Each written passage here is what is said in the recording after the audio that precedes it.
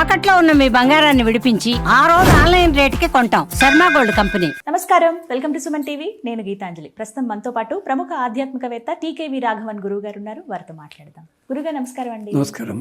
గురుగారు, నాగపంచమి విశిష్టత ఏమిటండి? ఎందుకంటే దీపావళి తర్వాత నాగుల చవితి అని జరుపుకుంటారు. అప్పుడు పుట్టలో పాల్పోయడం అవి చూస్తాము. ఇప్పుడు కూడా అదే విధంగా చెయ్యాలా? అసలు ఏంటి నాగపంచమి విశిష్టత? దీనికి రెండు కారణాలు ఉన్నాయి తల్లి. నాగపంచమి, నాగుల చవితి, దానికి కొంచెం పురాణాలు కొంచెం తేడాలు ఉన్నాయి. వేరు వేరండి రెండు వేరు వేరే కానీ చిన్న తేడాలు ఉన్నాయి కథ లోపల.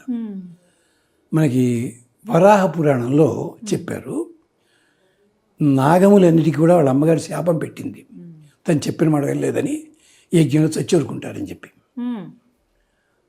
సరే అయిపోయింది. అప్పుడు పాములు ఎక్కడ పడితే అక్కడ తిరిగేవి, జనాలు చంపేస్తుండేవారు. ఓసారి వీళ్ళందరూ వెళ్ళారు అక్కడికి. అదే టైం గరుత్మంతుడు కూడా వచ్చాడు అక్కడికి.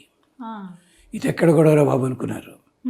వాళ్ళు వచ్చి అడిగింది ఏమిటంటే, మమ్మల్ని చంపేస్తున్నారు, నన్ను సృష్టించావు, నాకు చూసి. అప్పుడు ఆయన వరం ఇచ్చాడు నాగదేవతలకి. ఏమిటంటే, జనాలు తిరిగే చోట మీరు తిరగవద్దు వాళ్ళు. రెండోది, సర్పములు జారుకుంటూ వెళ్ళేవాళ్ళు వెళ్ళండి నీళ్లల్లో, పొలాల్లో. నాగములంటే సంవత్సరానికి ఒకసారి మాత్రమే పడగ ఇలా విప్పడం, ఇలా కదలడం చేస్తారు. ఇప్పటికీ హ్యామ్లెట్ నాటకం అలాంటి వాటిల్లో ఉంటుంది. ఇలాంటి సర్పాలు ఉన్నాయి మనకి షేక్స్పియర్ నాటకంలో, అలాంటి వాటిల్లోనూ. క్లియోపాట్రా ఆ నాటకంలో కూడా ఉంది, పాము ఒకటి ఉంది. ఇలా వీటి చెప్పి అప్పుడు అన్నారు, ఇంచేత మీకు సర్పయాగంలో వస్తుంది, తప్పదు అవస్థ, కానీ సర్పయాగం ఆగుతుంది అన్నాడు. ఇంకా కొంతమంది ఉన్నారు నాగములు, మాకు చాలదండి ఇది అన్నట్ట. మరి ఏం కావాలి మీకు? కొన్ని నాగములు అన్నట్ట, మేము మా పేరు తలుచుకుంటే దండాలు పెట్టాలి వాళ్ళేనా అన్నారు. వాళ్ళల్లో కొంతమంది పరమశివునికి ఆభరణాల కింద మారారు. ఇది వాయుపురాణంలో లిస్ట్ అంతా ఉంది. మొదటి జాయిల్లోనే భుజాలకి, నడువుకి, కంఠానికి ఇలా అవి వాళ్ళు.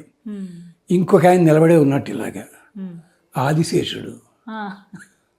నీ పని ఏమిటి అన్నారు. శ్రీ మహావిష్ణువుకు సేవకుని కావాలి అన్నట్ట పాపం. వెళ్ళి అన్నాడు, అయిపోయింది. ఇంకో మహానుభావుడు నిలబడే ఉన్నాడు. ఏమి ఇలా ఒక్కొక్కళ్ళు అందరూ కూడా తలుడి. అందుకని వీళ్ళందరికీ కూడా వరములు ప్రసాదించిన నాడు నాగపంచమి. వీళ్ళందరూ, ఒక ఆయనేమో పాతాళానికి వెళ్ళాడు, భూమిని మోసాడు. ఒక ఆయన అలాగే పెడితే గరుత్మంతుడు ఉన్నాడు, ఆయన అలాగే అయింది, నాకు కావాలన్నాడు. మంచిది. అందుకనే విష్ణుమూర్తిగా పెద్ద గొడవ అయిపోయింది అసెంబ్లీలోను. చేత ఎక్స్పార్టీ నాగము, ఏమో గరుత్మంతుడు. ఏం చేయాలి?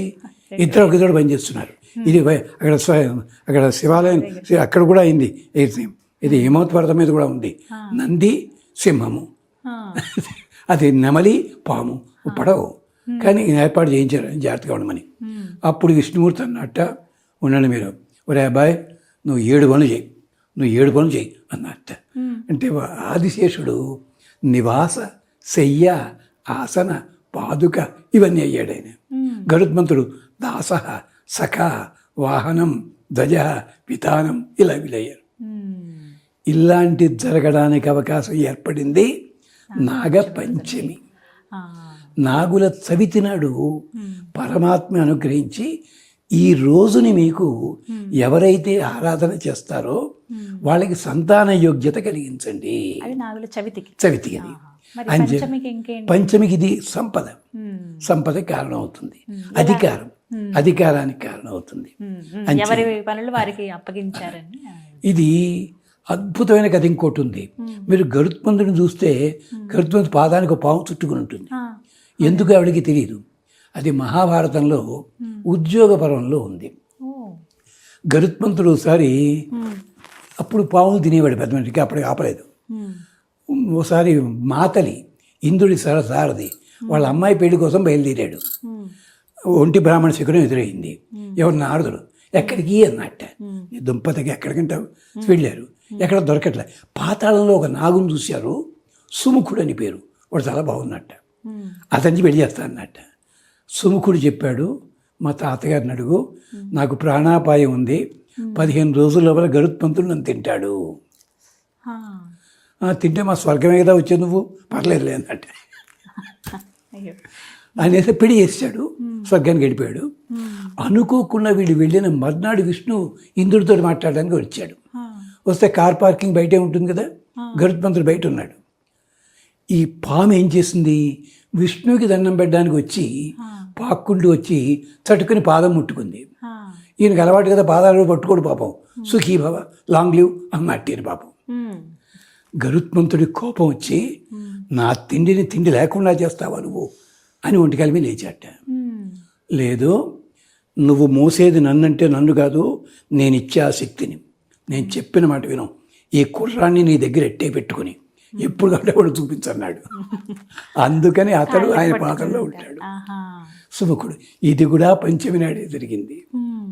ఇన్ని విశేషాలు కథలు పురాణాల్లోంచి వీటిలో వస్తాయి. మరి అసలు ఏం చేయాలని రోజు పూజ ఆ చేయాలి? నాగదేవతకి ఆ రోజు ఏమిటంటే చక్కగా నాగదేవత సంబంధించి స్తోత్రాలు ఉన్నాయి. ఉమ్, స్తోత్రాలు చదువుకోవడం, పాలు నివేదన చేయండి, పచ్చి పాలు ఇంట్లోనే పూజ ఇంట్లోనే చేసుకోవచ్చు.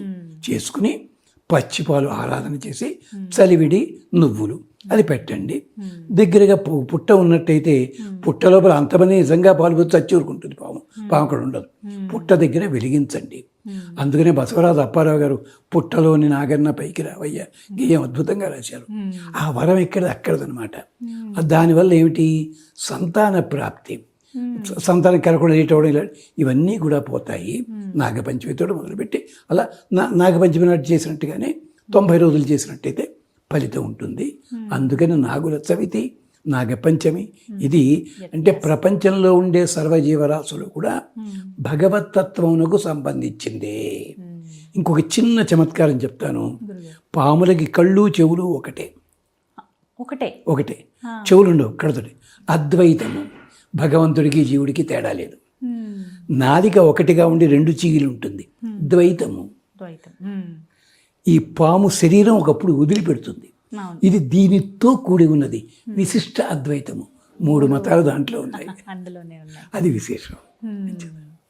ఈ విధంగా ఆ రోజున ఖచ్చితంగా ఇంట్లో అయితే పచ్చిపాలు నివేదన చేసి పూజ చేసుకోవచ్చు అంటారు. చక్కగా వివరించారండి. ధన్యవాదాలు.